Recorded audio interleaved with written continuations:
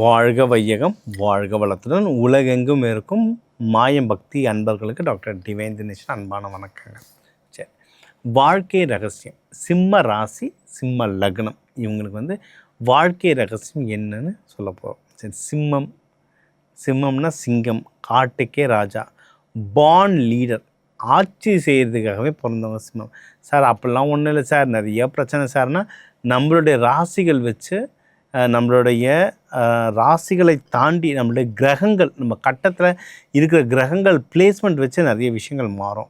ஆனால் பேஸ் நீங்கள் ஆட்சி செய்கிறதுக்காகவே பிறந்தவர்கள். சரிங்களா? டன்.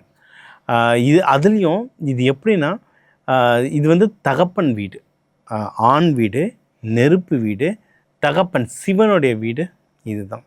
ஸோ அதனால தான் அப்பா அம்மாவுக்கு மட்டும் ஒரே ஒரு ராசி.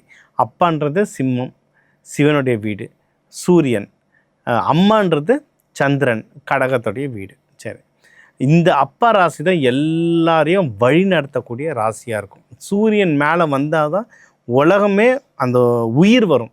இல்லைன்னா சூரியனே வெளிச்சமே வரலன்னா என்ன ஆகும்? சூரிய வெளிச்சமே வரலன்னா நம்ம எதுவுமே ஒர்க் ஆகாது. ஸோ இதுதான் அடிப்படையான ராசி. சரி, இவங்களில் இவங்க கரியர் பார்த்திங்கன்னா எந்த கரியராக இருந்தாலும் இவங்க டாப்பில் வந்துடுவாங்க. இவங்களுக்கு ஜென்ரலாக எந்த கரியர்னால் மருத்துவம் செட் ஆகும். ஏன்னா இது சூரியனுடைய வீடு, மருத்துவம் நல்லாவே செட் ஆகும். அதுவும் மக நட்சத்திரம், இது 3 நட்சத்திரம் வருங்க. சரிங்களா? மகம், பூரம், உத்திரமும் முதல் பாதம் இதில் வரும். இதில் டாக்டராக வரவங்க சூப்பராக வருவாங்க. அதுவும் மகத்திலலாம் டாக்டராக வந்தாங்கன்னா சூரியன் கேது காம்பினேஷன் அல்டிமேட்டாக சூப்பராக தூக்கிட்டு வரும் லைஃப்பில். சரிங்களா? டாக்டர், உணவு சம்மந்தமாகவும் வரும். இன்னொன்று, எந்த ஃபீல்டில் நீங்கள் வந்தாலும் டாப்பில் வர்றதுக்கு அதிகமான வாய்ப்புகள் இருக்குது. சரி, இதை ஒரு சின்ன எக்ஸாம்பிள் சொல்கிறேன். இது இந்த ஜென்ரல் ராசி பலன்களில் கூட சொல்லியிருப்பேன். நான் கார்ப்பரேட்டில் ஒரு பெரிய கம்பெனியில் வேலை செய்யும் போது நாங்கள் ரெஸ்ட் ரூம் போகும்போது அந்த டாய்லெட் கடவுள் ஜெனிட்டர்னு சொல்லுவோம். அவர் பார்த்தீங்கன்னா நான் வரும்போதெல்லாம் ஒரு சல்யூட் அடிப்பார். சார் இருங்க சார்ட்டு க்ளீன் பண்ணிவிட்டு அதுக்கப்புறம் தான் நான் உள்ளே அனுப்புவார். அது க்ளீனாக தான் இருக்கும், இருந்தாலும் ஒரு சின்ன க்ளீன் பண்ணிட்டு அனுப்புவார். என்ன அவரை நான் வாட்ச் பண்ணிட்டே இருப்பேன். இவர் நடவடிக்கைலாம் ஒரு லீடர் மாதிரி இருக்குது, இவர் ஏன் இந்த ஒர்க் பண்ணுறாருன்னு வாட்ச் பண்ணிட்டே இருப்பேன்.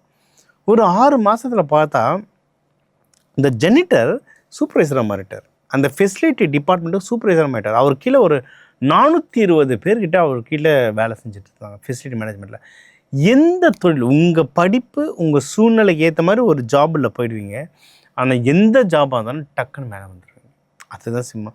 இப்போ நிறைய பேர் கொஞ்சம் இதை ஒத்துக்க மனசு கஷ்டமாக இருக்கும். ஏன்னா இப்போ நான் இந்த வீடியோ வர நேரத்தில் அஷ்டம சனி நடந்துகிட்ருக்கு சிம்ம ராசிக்கு. அதனால் கொஞ்சம் பேர் கஷ்டத்தில் இருப்பீங்க. ஆனால் இது உங்கள் பர்மனெண்ட் வாழ்க்கை கிடையாது. ஒரு வருஷமாக கஷ்டப்படுவீங்க, ஒரு வருஷம் கொஞ்சம் கஷ்டப்படுவீங்க. ஆனால் டக்குன்னு சரியாயிடுங்க. அது இந்த வருஷத்துலலாம் குரு பகவான் வேறு அடிக்கடி வந்துலாம் போவார் உங்கள் வீட்டுக்கு. அதனால் டக்குன்னு சரியாயிடும். ஜென்ரலாக நீங்கள் பொதுவாக வின் பண்ண பிறந்தவர்கள். ஸோ கரியர், ஒய்ஃப் இல்லை ஹஸ்பண்ட் எப்படி அமையும் அப்படின்னு பார்த்தீங்கன்னா, நீங்கள் சூரியன் வீடு, உங்களுக்கு 7 பார்த்தீங்கன்னா கும்பம்ன்றது சனி பகவானுடைய வீடு. சரிங்களா? சூரியனும் சனியும் எப்பவுமே பகை கிரகம் அப்படின்னு சொல்லுவோம். அதனால் உங்களுக்கு வர நிறைய ஹஸ்பண்டோ இல்லை ஒய்ஃபோ உங்களுக்கு வரவங்கள பார்த்தீங்கன்னா நிறைய பேருக்கு ஆப்போசிட்டாக தான் அமையும். சரிங்களா? நீங்கள் ஒரு லீடராக இருக்கணும், நான் சொல்கிறத கம்பீரமாக சொல்லணும், யாருக்கும் அடங்கி போகக்கூடாது, நான் கெத்தாக இருக்கணும்னு நினைப்பீங்க. அப்படியே கும்பம் சனி பகவான், அதுவும் லீடர்ஷிப் வீடு. ஆனால் அவங்க எல்லாருக்கூடையும் பாசமாக இருக்கணும், நான் பணிஞ்சு போனேன்னா பணிஞ்சு போகிறேன், அப்படியே ஆப்போசிட் கேரக்டராக வரும். அதனால் நிறைய சிம்மத்தில் நிறைய பேருக்கு அவங்க வீட்டுங்களில் போனால் மிஸ் அண்டர்ஸ்டாண்டிங்காக இருக்கும். அது இவங்க டாமினேட் பண்ணாங்கன்னா மீதி பேர் ரொம்ப அடங்கி போவாங்க. அடங்கி போனாங்கன்னா குடும்பம் ஓடும், அடங்கலைன்னா நடுவில் கொஞ்சம் பிரச்சனைகள் நிறைய வரும். இதுதான் ஒரு விஷயம். ஆனால் இவங்களுக்கான தெய்வ வழிபாடுகள் பண்ண நிறைய விஷயம் சரியாகுங்க. சரி, சூரியன் போதே இவங்க சிவபெருமான் வழிபாடு ரொம்ப நல்லாயிருக்கும். சத்யநாராயணா இவருடைய வழிபாடு ரொம்ப நல்லாயிருக்கும். நீங்கள் எந்த தெய்வத்தை வேணால் கும்பிடுங்க. நீங்கள் மகத்தில் இருக்கிறதால நிறைய பேர் விநாயகர் வழிபாடு நல்லதுன்னுவாங்க. பூரம் ஆதி பராசக்தி பிறந்த நட்சத்திரம். பூரம் ஆதி பராசக்தி வழிபாடு பண்ணுறது நல்லதுன்னுவாங்க. நீங்கள் எந்த தெய்வத்தை வேணும்னா வழிபாடுங்க நம்ம இப்போ சொன்னதில். ஆனால் அவங்கள கிராண்டாக வழிபாடணும். சிவபெருமான்லேயே இப்போ சிவபெருமான் லிங்கத்தை எந்த கோலத்தில் வேணாலும் பார்க்கலாம். ஒரு சிவபெருமான் வச்சுட்டு ஒரு சின்ன துண்டு கட்டிட்டு கூட பராமரிப்பே இல்லாமல் சிவன் கோயில்கள் எத்தனையோ இருக்கும், அதை கூட வேண்டலாம், அங்கேயும் பவர் இருக்குது. ஆனால் இந்த சிம்மராசி லக்னக்காரங்க எப்போவுமே தெய்வ வழிபாடு பண்ணால் கிராண்டாக வழிபாடு பண்ணணும், ஃபுல் அபிஷேகம் பண்ணி கைலாய வாத்தியம் வாசித்து அது மாதிரி. ஏன்னா நீங்கள் வந்து ராஜா ராசி, கிராண்டாக வழிபாடு பண்ண பண்ண பண்ண அந்த வைப்ரேஷன் உங்கள் உள்ளே இறங்கும், நீங்கள் மென்மேனும் வாழ்க்கையில் முன்னேறுவீங்க. ஆதிபராசக்தி வழிபாடு பண்ணுறது இருந்தால் கூட சரி, சத்யநாராயணா பண்ணுறதாலும் சரி, பூஜை புனஸ்காரங்களை கிராண்டாக பண்ணுங்கள், சூப்பராக லைஃப்பில் மேலே வருவீங்க. அதேமாரி இது ஆண் வீடு நெருப்பு வீடுன்னு சொன்னேன், தீபம் ஏற்றுங்க. நீங்கள் இருக்கிற வீடோ ஆஃபீஸோ இல்லை எங்கே போனீங்கன்னாலும் தீபம் ஏற்ற ஏற்ற ஏற்ற ரொம்ப நல்லது. நம்மளுடைய வகுப்பில் இருப்பாங்க, இந்த ஐடி நிறைய பேர் வருவாங்க நம்ம கிளாஸ்க்கு. அவங்க சொல்லுவாங்க, சார் நான் ஆஃபீஸில் எங்கே சார் ஐடி ஆஃபீஸில் உட்காந்து நான் தீபம் ஏற்றுது சார் அப்படின்வாங்க. கரெக்டு. எப்பவுமே லைட்டு கீழே வைங்க, லைட்டு கீழே உக்காருங்க, இல்லை உங்கள் பக்கத்தில் ஒரு சின்ன லைட் எப்பவுமே வச்சுக்கோங்க. வெளிச்சம் அதிகமாக இருக்கணும், அதுவும் நேச்சுரல் சன்லைட்டாக இருந்தால் இன்னும் சூப்பர்.